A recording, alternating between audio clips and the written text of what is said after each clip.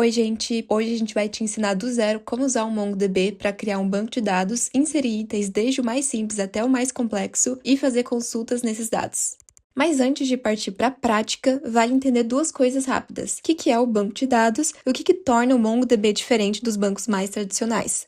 Um banco de dados, basicamente, é um sistema usado para guardar as informações de uma aplicação de forma organizada. Geralmente é acessado e consultado por outros sistemas, como um site ou um aplicativo, através de uma API. Atualmente existem dois tipos de bancos de dados, os relacionais e os não relacionais. Os relacionais, eles são os mais conhecidos, como o banco MySQL, PostgreSQL, SQL Server. Eles utilizam a linguagem SQL para poder organizar e consultar os dados. Eles funcionam parecido com uma planilha. Cada tabela representa uma entidade, tipo clientes ou produtos, e os dados eles ficam organizados em linhas, que são os registros, e colunas, que são os atributos de cada registro. Todo registro de uma tabela precisa ter as mesmas colunas, mesmo que algum campo fique vazio. Já os não relacionais, ou NoSQL, eles fogem um pouco desse modelo fixo de tabelas. Dentro desse grupo existem alguns formatos diferentes, banco de chave de valor, de colunas, de grafos, mas o que a gente vai usar hoje é um banco orientado a documentos, o MongoDB. No MongoDB, em vez de tabelas, os dados eles ficam guardados em documentos, escritos num formato parecido com o JSON. A grande vantagem é a flexibilidade. Cada documento ele pode ter campos diferentes. Então, um livro ele pode ter 10 campos e o outro pode ter só 2. E o banco ele não vai travar nem pedir para mudar, ele vai aceitar do jeito que vier. Então, para colocar tudo isso em prática, hoje a gente vai criar um banco de dados de uma biblioteca, inserir alguns livros de estrutura simples até as bem completas e depois fazer consultas nesses dados, também das mais simples até as mais elaboradas. Para usar o MongoDB, a gente vai precisar de duas ferramentas, e a primeira delas é o MongoDB Atlas, que é onde o banco fica hospedado na nuvem. E para começar, a gente só vai entrar no site do cloud mongodb.com e criar uma conta gratuita, podendo se logar ali com o Google, com o GitHub ou com o e-mail mesmo. Com a conta criada, o próximo passo é criar um cluster, que é basicamente um servidor onde seus dados vão ficar guardados, e a gente vai escolher a opção grátis, que é chamada de M0. Ela tem algumas limitações de espaço, mas é mais do que suficiente para estudar e praticar. Logo depois que o cluster é criado, o Atlas ele pede mais duas coisas antes de liberar o acesso. Primeiro, criar um usuário do banco, que é basicamente um login e senha só para esse banco de dados, e depois liberar o seu IP, para autorizar o seu computador a se conectar. Sem fazer isso, o banco ele não deixa ninguém entrar, nem mesmo você.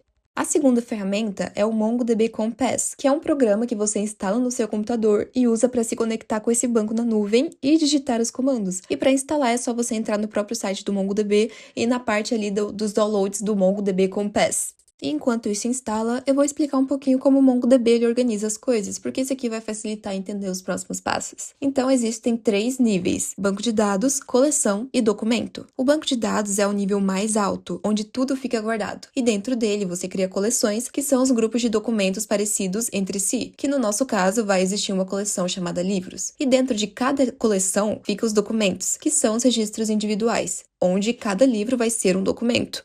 Agora, com o nosso Compass instalado, é só conectar ele com o nosso cluster. Lá no Atlas tem um botão de Connect que gera uma conexão de string, que é um endereço único que aponta para o nosso banco na nuvem. E é só copiar esse endereço e colar no Compass e conectar. E uma vez conectado, a gente já consegue ver o banco na lateral da tela. E aqui embaixo tem um ícone, que é o shell do MongoDB, onde a gente vai digitar todos os comandos que vão vir a seguir, que são como criar o banco, inserir os livros e fazer as consultas. Com o shell aberto, é hora de criar a base de tudo. Vamos escrever a nossa primeira instrução.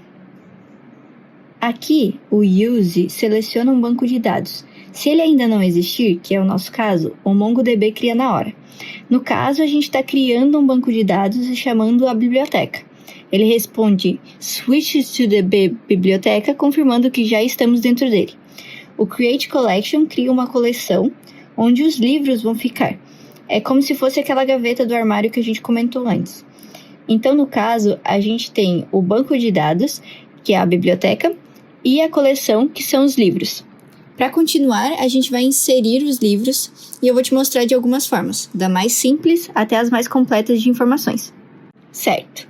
O DB Livros vai acessar nossa coleção e com o Insert One, a gente vai incluir um novo livro. Nesse caso, a gente deixou bem simples, com título e autor apenas. O retorno traz Acknowledge True, confirmando que salvou, e o Inserted ID, um identificador único que o MongoDB gera sozinho para cada documento, mesmo sem a gente pedir. Aqui já deixamos mais completo, além de título e autor, colocamos gênero, ano, avaliação e editora. Repara que o título e gênero ficam entre aspas porque são textos, e ano e avaliação ficam sem aspas porque são números. O MongoDB já entende isso sozinho. Nesse aqui aparece um campo novo, as tags. Repara que ele está entre colchetes, com vários valores separados por vírgula. Isso é um array. Dá para colocar quantos valores você quiser ali dentro, tudo no mesmo campo. Agora repara no campo editora. Em vez de ser só um texto, ele virou um objeto com chaves dentro de chaves. Nome, país e ano de fundação, tudo guardado ali dentro. Isso é um objeto aninhado. Agora, ao invés de inserir um por um, a gente vai usar o Insert Many para colocar os outros 9 livros tudo de uma vez. Dessa forma, tudo fica dentro de colchetes porque o Insert Many recebe uma lista de documentos. Nesse caso, vários livros para a gente guardar de uma vez na biblioteca. Aqui a gente inseriu também 2 campos novos, páginas e disponível, que vamos usar daqui a pouco nas consultas. O MongoDB responde com os identificadores dos documentos inseridos, confirmando que os 9 livros foram adicionados com sucesso. E agora a nossa coleção tem 13 livros no total.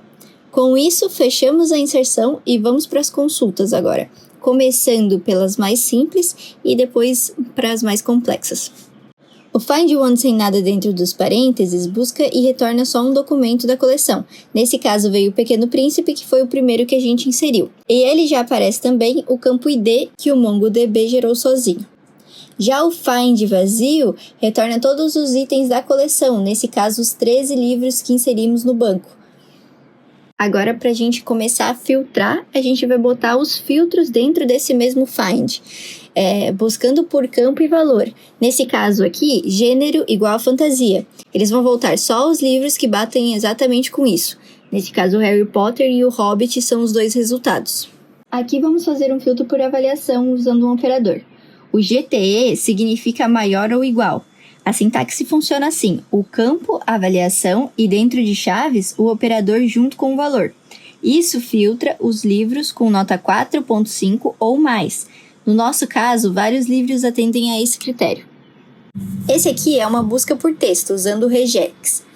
As barras em volta de Harry buscam esse trecho em qualquer parte do título. Não precisa ser o nome completo. Nesse caso, a consulta encontra o livro Harry Potter.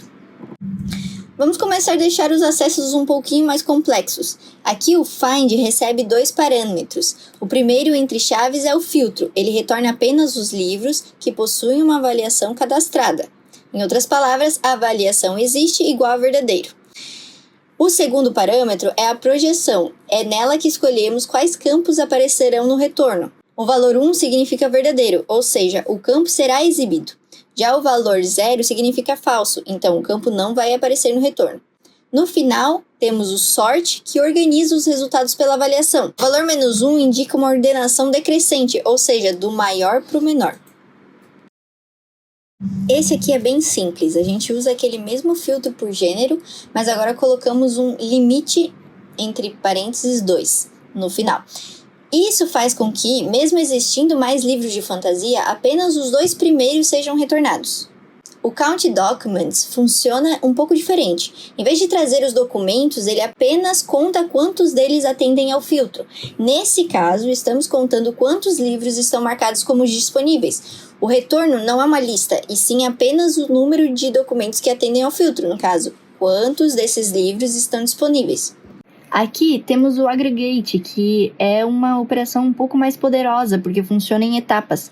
Primeiro o match faz um filtro, deixando apenas os livros que possuem um gênero cadastrado. Depois o group agrupa esses livros pelo gênero. Dentro desse agrupamento, usamos o AVG para cuidar da média das avaliações. E o sum1 para contar quantos livros existem em cada grupo.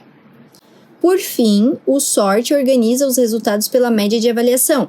Como usamos o -1, a ordenação é feita do maior para o menor, decrescente.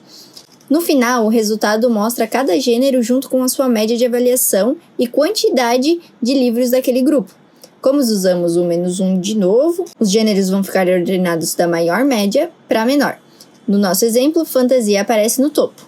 Aqui a gente tem mais um exemplo de aggregate, mas agora usando alguns cálculos. O group recebe ID null, o que significa que todos os livros serão agrupados em um único grupo, ao invés de separar por gênero ou por qualquer outro campo. Dentro desse grupo, usamos o AVG para calcular a média de páginas dos livros, o sum para somar todas as páginas da coleção e o max para descobrir qual é a maior quantidade de páginas encontrada em um livro. No final, o resultado apresenta 3 informações: a média de página dos livros, a soma de todas as páginas da coleção e a quantidade de páginas do maior livro cadastrado. Além de consultar os dados, também podemos alterá-los. Aqui usamos o Update One, que procura o livro, 1984, e atualiza apenas o campo disponível. O operador set serve justamente para definir ou alterar valores. Nesse caso, estamos mudando o valor de disponível para false. E se quisermos remover um documento, podemos usar o delete one. Aqui buscamos pelo título O Pequeno Príncipe e removemos apenas esse livro da coleção. O restante dos documentos continua no banco normalmente. Com isso, a gente fecha as 4 operações básicas de um banco de dados, conhecida como CRUD. É isso. Esperamos que esse vídeo tenha mostrado de um jeito simples como o MongoDB funciona na prática, desde a inserção até as consultas mais avançadas. A grande vantagem que fica disso tudo é a flexibilidade. Você não precisa definir uma estrutura fixa antes de começar. Os dados podem ter formatos completamente diferentes e ainda assim conviver na mesma coleção, sem o banco reclamar.